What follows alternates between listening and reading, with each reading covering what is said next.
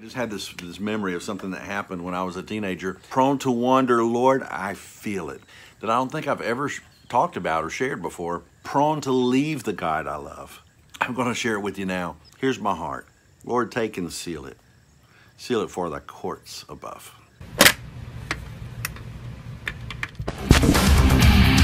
Self-inflict.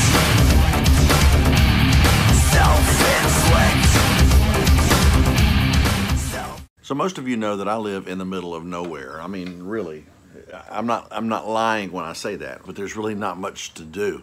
I remember we would stay, me and two or three of my friends that lived kind of in the same little neighborhood where I grew up.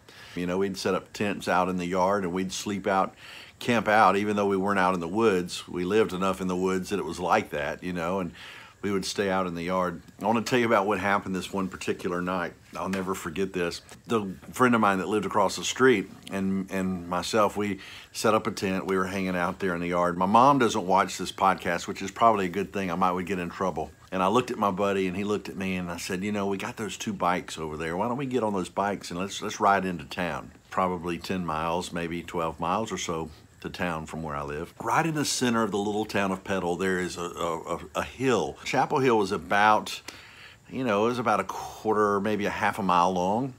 From the top, from the street, you had a long straightaway, and then it went down this long hill, and it was a long hill, steep and long, and then it came out at the bottom, and there's a store down there. I'd always wanted to ride my bicycle down Chapel Hill. So we waited till the parents were good and asleep, and we got on our bikes, and we took off to town, you know. Now these were 10-speed bikes. I mean, you could put it in 10th gear and you could really go fast, go really quickly.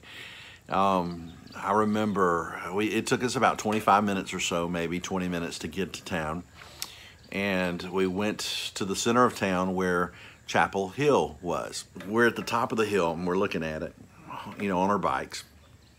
I remember and now these, mind you, were the days before helmets and all this kind of stuff. You know, I mean, I'm a survivor. We looked at it and, you know, we thought, yeah, we could start from here, but let's really make it interesting. Let's back up about another quarter of a mile. Let's get this bike in 10th gear and get it going really good, and then go down Chapel Hill.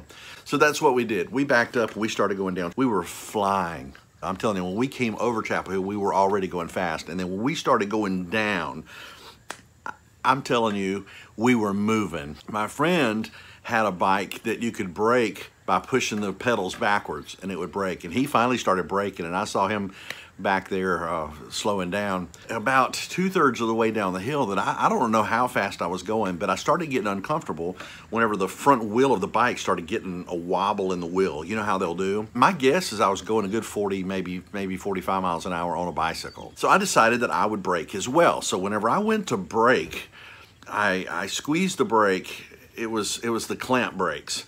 I saw smoke coming off of these clamp brakes, right? So I'm squeezing the brake, it's starting to smoke, and I'm like, oh gosh, this isn't gonna slow me down at all. So I grabbed the brakes, and I want you to know I squeezed with everything I had because I really started having a lot of wobble in my front wheel of the bike.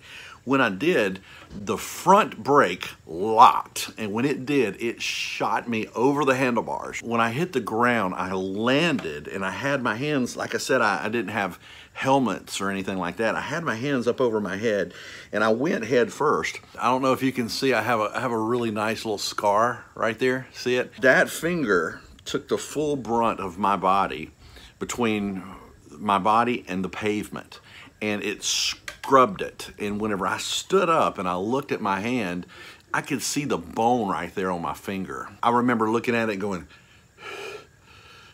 I guess I passed out. I don't know. On the way back home, I'm trying not to think about it. There's nothing to wrap it up with, nothing. I've got a good 20-25 minute bike ride back home, and the cops pull us over. The cops want to know what's going on, and I'm like, look guys, we're just out riding our bikes, but I had a bike wreck. At least the bike was still okay. But my hand looks, and when I held my hand up, the cop's like, oh, get onto the house, man, get onto the house. So he let us go. It's probably 3 in the morning, right? So anyway, I get home, and my dad, it's so crazy, man. My dad, when we got there, he was in the yard looking for us. It was the most bizarre thing, man. We come riding up, he's in the yard. I'm like, Dad, look, we were out riding a bike and I had a wreck. I didn't tell him we were riding a bike 25 miles away. I said, I was riding a bike and I've had a wreck and I hurt my hand. And he said, He said, every time you try to get away with something, sneak off and go do something, you're going to get caught. You know that, right? So he took me inside. He put some medicine on it. There was nothing there to stitch. He put some medicine on it and he said, maybe that'll get better. He said, don't do that anymore. Yes, sir. And I have thought about that on occasion since. You know, he wasn't happy with the fact that I had done that, but at the same time, he tended to my injury, right? So, you know, over in the book of John, chapter 8, I think it's about verse 34, it talks about he who sins is a slave to sin. And that's kind of what happened, you know, if we were to get down to it with that hill. I know what's on that hill, and I'm fixing to go over that hill, and I'm doing it on purpose, right? Sometimes even with sin, it's not something that you intentionally get involved in, but this time I was involved in wanting to go over that hill. And once I started going over that hill, I couldn't stop.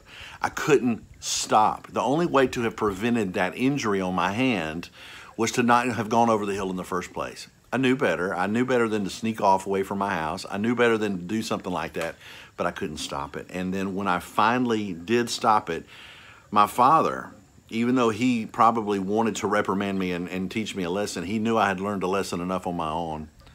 And he helped me to find healing. And that's what God does to us, you know. We serve a God that loves us so much, and he wants us to come to him with our wounds, to come to him with our pain, even though they may have been self-inflicted, even though we may have asked for it on purpose. He wants us to bring it to him and let him heal us and learn from it. I never went over Chapel Hill on a bike again. I am thankful for the lesson that I learned that night. I want to encourage you, do not allow yourself to even play with something that you know is going to give you trouble. Don't do it. Don't do it. Go to the Father, receive healing, learn your lesson. Like John Owen says, let's be killing sin or sin will be killing us. Let's flee from sin. Let's run toward the Father. And let's let him give us healing, give us direction, and let's follow his plan and go for our life rather than trying to run toward the things that we know are going to be harmful.